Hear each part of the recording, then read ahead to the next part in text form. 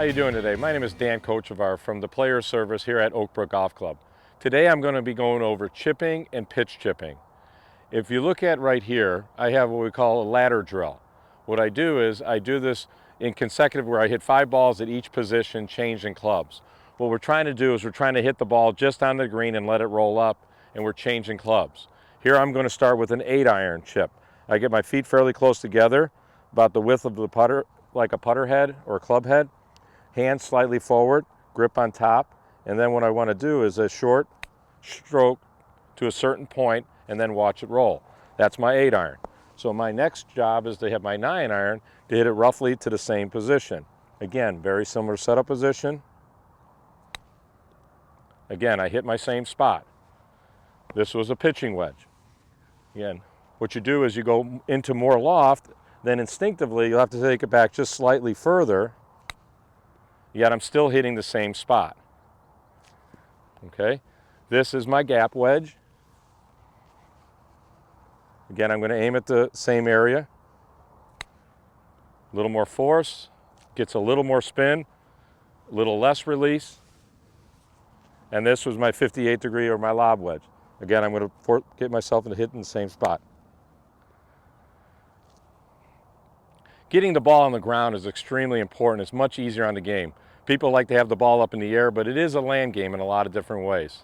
Get yourself in a forward press position, a nice crisp stroke, hit it to a certain spot, and enjoy your game. By the way, Dan Kochevar is the 2002 Illinois PGA Teacher of the Year. The First Tee of Greater Chicago is sending its first ever participant to the Nature Valley First Tee Open at Pebble Beach. The nationally televised event pairs Champions Tour players with juniors selected from across the country. 16-year-old Jason Mathus will represent the South Shore Jackson Park branch at Pebble Beach. He's been with the First Tee program since he's 8, his raw talent apparent even then. He's grown much in 8 years, learning the game itself and the core values inherent in the sport. And even at that age, I just knew he had the skill. Light hands, he had the confidence that no other kid had at his age. And I saw that a long time ago.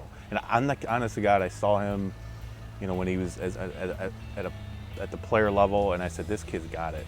Mathus is preparing for Pebble Beach by practicing or playing nearly every day leading up to the tournament. He currently plays to a handicap index of 6. That's in. That's in. My chipping has been a little off lately, but I've been working on it. I'm getting better at that. And then I hit the ball pretty long, so that's an advantage. I can shorten the course up pretty quickly. But my putting is definitely my strongest point in my game. This love of the game comes from his older brother, Devon, who became a fan watching Tiger Woods play on TV. It's a friendly rivalry between brothers, but it seems Jason has that little something extra. The difference between me and him is that he has a real killer instinct. He doesn't fool around. Like, he's not he's a happy-go-lucky guy, but he's more of don't talk smack about anything, because if you do, I will put you down. Not in words, but I will put you down on the golf course.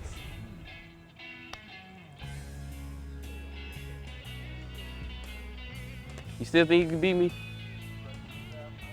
Well, if it wasn't for my family, I wouldn't be playing golf right now. If it wasn't for my brother watching TV, we wouldn't be in the game.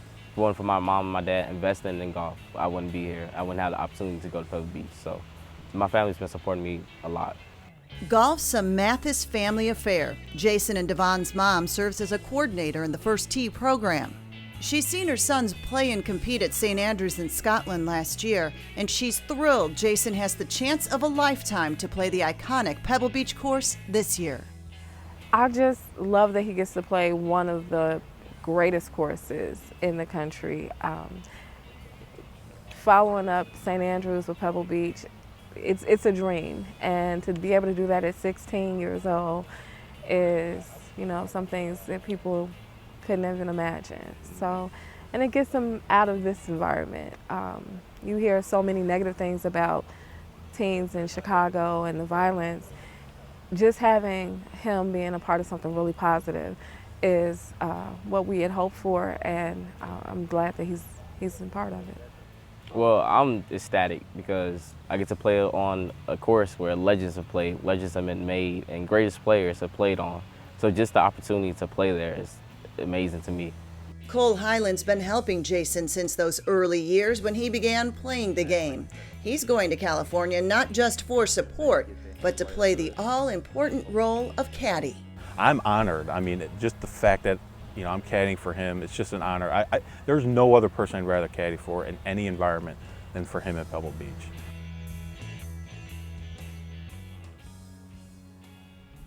We wish Jason the best at Pebble Beach. He'll be 17 once the tournament begins September 27th on the Golf Channel. Switching gears now, there are lots of ways to improve your game. Dave Lockhart picks the brains of some Champions Tour players on the two T's, teaching and technology. Make no mistake, the guys in the 50 and over set can still flat out play, and they can hit it a long way. In some aspects, modern equipment has helped them gain more distance than they ever had before. The drivers are certainly a lot easier to hit because they're so much bigger, and the sweet spot's a lot bigger. You can swing harder at them, I think. Although I swung hard at the old wooden woods, but they were so small. I don't think the ball fits on those clubs anymore. But now after playing some of these big ones, but the ball doesn't spin as much as it used to, and I think that, you know, if you can return the face to square, you're going to hit a lot of fairways that way and get a little bit more length. I think I'm longer now than I was on the regular tour. In some ways, you know, it's hard to stop technology, but in some ways, I kind of wish we were not hitting it 350 yards, you know, off the tee. You know, I think the USGA kind of missed the boat on that a little bit. You know, because all the old great golf courses are not obsolete, but you know, they're having to build longer golf courses for the guys now.